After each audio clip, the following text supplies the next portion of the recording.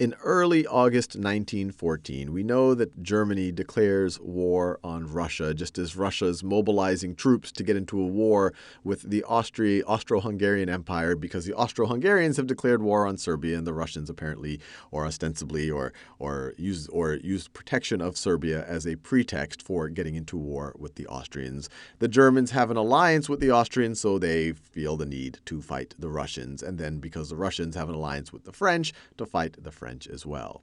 The first actual combat on the Eastern Front actually happens with Russia on the offensive. And you actually have two Russian armies, the Russian First Army and the Russian Second Army, attacking the Germans up here in Eastern Prussia. And they were going against one German army, the German Eighth Army.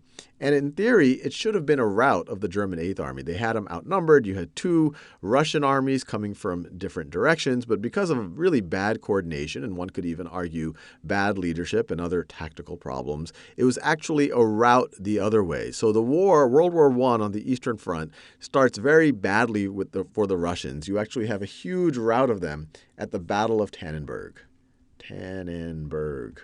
And Tannenberg's interesting because it actually did not even happen in Tannenberg. Tannenberg is right around here. It wasn't far from the point of the battle, but there was other cities that would have been the battle could have been named for.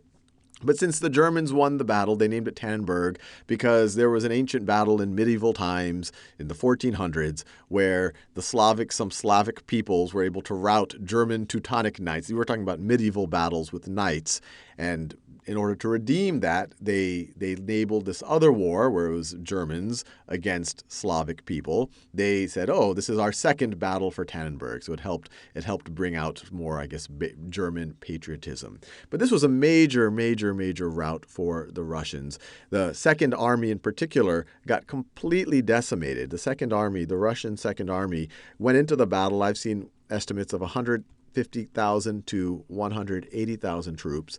Roughly half were killed, and only about 10,000 escaped the Battle of Tannenberg. And it was such a humiliating defeat for the Russian Second Army, but that the general of the Russian Second Army, General Samsonov, and I'm sure, once again, I'm mispronouncing everything, General Samsonov actually shot himself. He committed suicide. He was so humiliated and so embarrassed by that defeat. So the war did not begin well for the Russians. But by the end of 1914, they were able to, get back into gear, and they stayed on the offensive, and they did have some victories up here in Galicia, which at the time was part of northeastern Hungary. And so they were actually able to capture a good bit of territory right over here. Now, as we enter into 1915, and we've already covered this on the videos on the Western Front, we know that the Western Front was entering into a stalemate. The Schlieffen Plan did not happen as quickly as possible, but the defenders had a huge advantage. So that gave the Germans an opportunity to bring some troops back to the Eastern Front. They also got better at coordinating with the Austro-Hungarians. And so you have 1915, you have the Central Powers go back on the offensive. So Central Powers go back on the offensive. And they're essentially able to drive the Russians out of Russian Poland. So they're able to drive the Russians out of Russian Poland, roughly to this border that I had drawn right over here. Roughly to this border, give or take, right over here. When we talk about Russian Poland, the modern state of Poland, I'm making this video now in 2013, the modern state of Poland was essentially split between what you see in this map between the Russian Empire and the German Empire. The modern state of Poland is roughly this region right over here. And so you see it's completely split, almost like a yin and yang symbol between these two empires.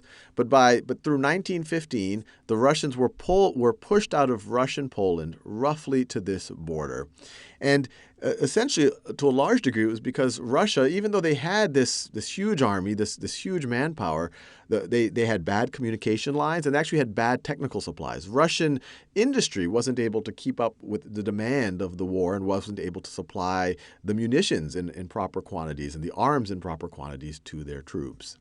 As you enter into 1916, the Russians once again were able to get their footing back. As you can see, it's starting to become a little bit of a back and forth. So Russian industry, I guess you could say, picks back up in 1916. And it essentially puts the Russians more on the offensive. They were driven out of Russian Poland, but now by 1916, they're able to keep the Central Powers a little bit more on the defensive. But the boundaries of the front roughly stay in line with this line right over here. And by the end of 1916, you actually have the Romanians joining on the side of the Triple Entente, on the sides of the Russians, in order to fight the Central Powers as well. Now, this might look like it's starting to look better for the Russians. The Russians, their industry is finally picking up. They're starting to put the Central Powers a little bit more on the defensive. But the entire time that we're talking about this battle, the economic situation in the Russian Empire is deteriorating dramatically. By the time you get into 1917, the Russian economy, is really falling apart. You have food shortages, you have riots, and in February of 1917, you have the February Revolution, essentially the overthrow of the Romanov dynasty. It's been in power for 300 years, but you have Tsar Nicholas II. So this is in February, and then in early March, you have Tsar Nicholas II abdicates the throne. And this is the gentleman right here. And we'll do more detailed videos about the entire Russian Revolution and what happens to his family and all of the rest. And you have an interim government that takes place. And this is actually an interesting fact of history. This interim government all of a sudden becomes a democracy. This is February 1917. Remember, the United States has not entered the war at this point, but you might also remember that in April, the United States uses the idea of fighting on the side of democracy as a justification for entering the war, which is very nice because by April, all of the major powers on the side of the, I guess you could say, the Triple Entente, they were all democracies. You're talking about now the interim government for the Russians, you have the French, and you have the British Empire. Obviously, it's a democracy only for those who were voting. And actually, the United States was the first country to recognize the interim government after the overthrow of Tsar Nicholas II. But we're not just done with 1917. 1917 is one of those huge years in the history of the world, and especially in the history of Russia. The situation continues to deteriorate, and it starts to deteriorate as well for the army. The morale and the troops break down. You start having the Bolsheviks start to kind of create unrest. By the end of 1917, now we're talking about September 1917, so that's maybe right around here, you have the Central Powers. Germany is able to capture Riga, which is a major city right over here on the Baltic, which brings the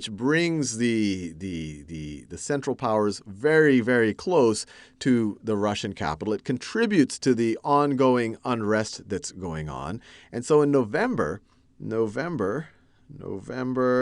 7th, you have a coup d'etat of that ostensibly democratic interim government, provisional government, and you have the communists take power. You have the Bolsheviks take power under the leadership of Vladimir Lenin right over here. So November 7th, 1917, very famous date in history, you have the Bolsheviks. So this is Lenin leading the Bolsheviks into power. Now, they were in no interest to continue fighting this battle with Germany. They had their own civil war to worry about. They were trying to consolidate power in Russia. So in December, they essentially start to negotiate an armistice with the Central Powers. And they did not have a lot of leverage in this negotiation because they really did not want to be in this war. And so by March of 1918, you have the treaty. This is between Russia and the Central Powers, the Treaty of Brest, and I'm sure I'm mispronouncing everything, Brest-Litovsk, the Treaty of Brest-Litovsk, in which the Russians, because they were so desperate, the Bolsheviks were so desperate in order to get to kind of focus on the internal civil war that had emerged in Russia in order to consolidate power, they gave over a huge amount of territory to the Central Powers. And essentially, a large part of European Russia that is not predominantly is not predominantly of Russian ethnicity went over to the Central Powers. Now, this treaty is important because it essentially was the end of World War I for the Russians. It essentially was the end of the Eastern Front, and it allowed the Germans to then refocus on the Western Front, which allowed the Germans to start bringing troops back over to the Western Front, and they were actually able to do quite an aggressive spring offensive on the Western Front. And if it wasn't for the U.S. at the time now being able to reinforce the Western Front, remember they declared war in mid-1917, it's not clear that the German offensive might not have been successful in the spring of 1918.